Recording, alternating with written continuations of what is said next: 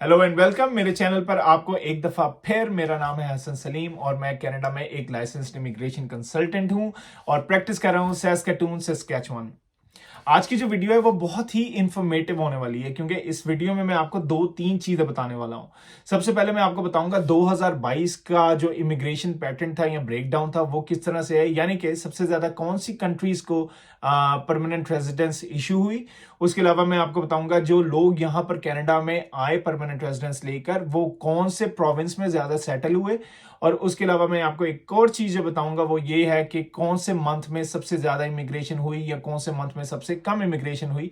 और last but not the least आपको मैं ये भी बताऊंगा कि 2023, 2024 और 2025 में कैनेडियन इमिग्रेशन का क्या प्लान है और कितनी इमिग्रेशन एक्सपेक्ट की जा सकती है। तो अगर तो आपको इस वीडियो में इंटरेस्ट है तो इसको एंड तक जरूर देखिएगा एंड स्टे ट्यून्ड।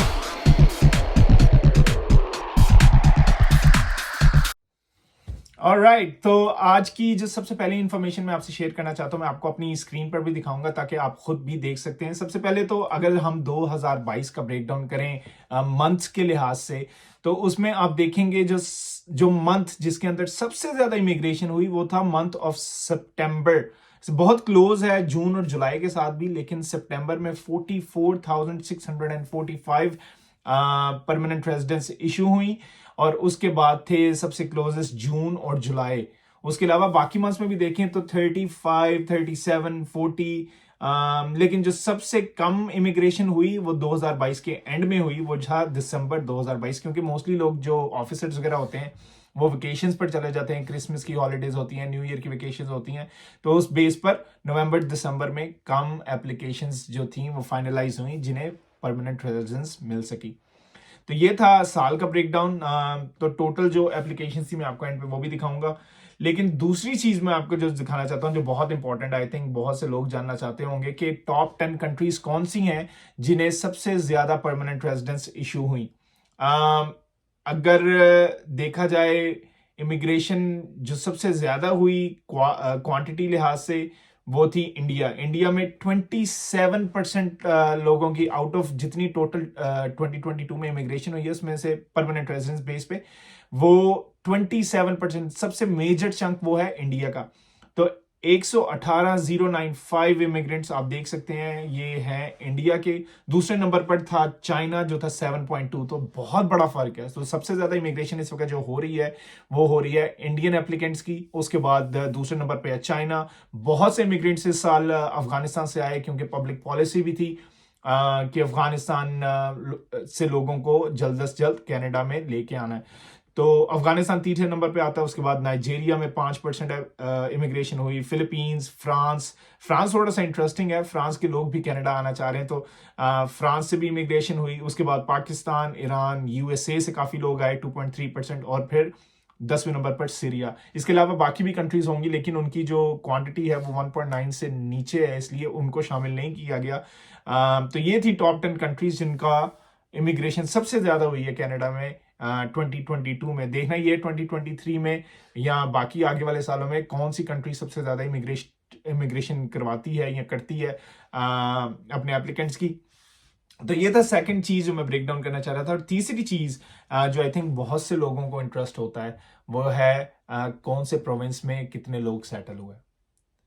तो सबसे पहले अगर हम देखें तो आप ये रिजल्ट से देख सकते हैं जो सबसे ज्यादा पीआरस गई जिस प्रोविंस में वो थी ओंटारियो। ओंटारियो में 42% पीआर जो थे वो सेटल हुए हैं।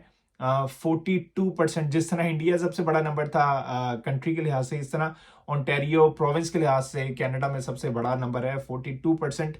ऑलमोस्ट आधी इमिग्रेशन जो हुई वो लोग ओंटारियो में सेटल हुए।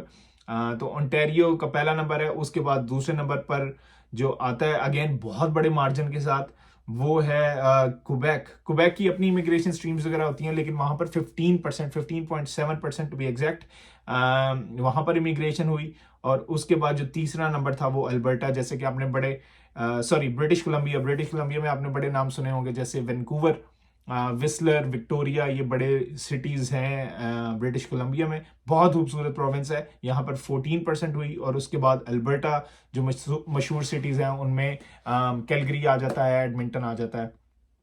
तो ये थी top destinations for the PRs.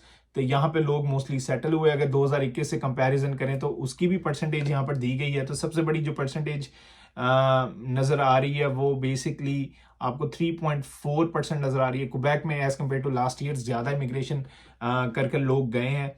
तो डेट इज़ नाइस। तो टोटल जो 2022 में मैंने ऐसा शुरू में आपको बताया था कि मैं एंड पे बताऊंगा, वो ये है कि कनाडा में जो टोटल इमिग्रेशन इशू हुई पीआर में वो 437,120, यानी कि काफ़ी लोगों का इमिग्रेशन का सीन हुआ 2022 में। और इसके जो एक्सपेक्टेड लेवल्स हैं 2023 और 2024 और 2025 में वो इंक्रीज की तरफ हैं। तो उसी बेस पर मैं आपको दिखाता हूं कि 2023, 2024 और 2025 का क्या प्लान है कनाडा का, और कनाडा क्या इरादा रखता है इमिग्रेशन के रिलेटेड और कौन कौन से प्रोग्राम्स में। तो अगर हम यहाँ पे देखें तो कनाडा ने टारगेट रखा था 465,000 का रखा हुआ है फॉर 2023, जिसमें हाईएस्ट रेंज 505 भी हो सकती है, या अगर कम इमिग्रेशन करेंगे तो वो 410 तक। लेकिन जो सिचुएशन चल रही है और जिस तरह से एग्रेसिव इस वक्त कनाडा हुआ है इमिग्रेशन के लिहाज से, तो आई डोंट थिंक के 465 से नीचे होगा इस साल का एंड। तो इसी तरह 2024 में टारगेट 20,000 और बढ़ जाता है, तो 485,000 लोगों को पीआर मिलने की उम्मीद है। और इसी तरह 2025 में इवन मोर 500,000, यानी कि इतने लोगों को पीआर मिलने की उम्मीद है या चांस है। तो ये मैं कहना ये चाह रहा हूं कि इमिग्रेशन जो है कनाडा की वो कम नहीं होगी आगे चलते हुए, बल्कि ज्यादा ही हो रही है। तो इसलिए अगर आप अभी भी सोच रहे हैं या बॉर्डर लाइन पे हैं कनाडा के लिए अप्लाई करना चाहिए या नहीं करना चाहिए, तो I think this is the right time. लेकिन अगर आपको आइडिया नहीं है कि आप एलिजिबल हैं या आप कौन से प्रोग्राम में एलिजिबल हैं, कौन सी डॉक्यूमेंटेशन चाहिए, तो प्लीज़ प्लीज़ प्लीज़ कंसल्ट करें किसी लाइसेंस कंसल्टेंट से। अगर आप मेरे से रब्ता करना चाहते हैं तो प्लीज़ मैं अपनी कॉन्टैक्ट इंफॉर्मेशन आपको इस स्क्रीन पर शेयर कर देता हूं, आप मेरे से रब्ता कर सकते हैं। मगर याद रखें जो भी कंसल्टेशन होगी वो पेड कंसल्टेशन होती है। तो ये थी आज की वीडियो, जस्ट इंफॉर्मेटिव थी। ये एक आर्टिकल आया था आज एक वेबसाइट पे जिसका सोर्स भी मैं यहाँ पे नीचे शेयर कर दूंगा। तो मैंने सोचा क्यों ना ये इंफॉर्मेशन आप सबको थोड़ा सा आसान लफ्जों में समझा दी जाए और बता दी जाए। अगर आपको कोई क्वेश्चन है तो ज़रूर मेरे से कमेंट्स में पूछिएगा, और अगर आप कांटेक्ट करना चाहते हैं मेरे से अगेन, तो मैंने अपनी इंफॉर्मेशन भी आपसे शेयर कर दी है, रीच आउट। और होपफुली आपका वीकेंड बहुत अच्छा गुजरेगा। Stay blessed.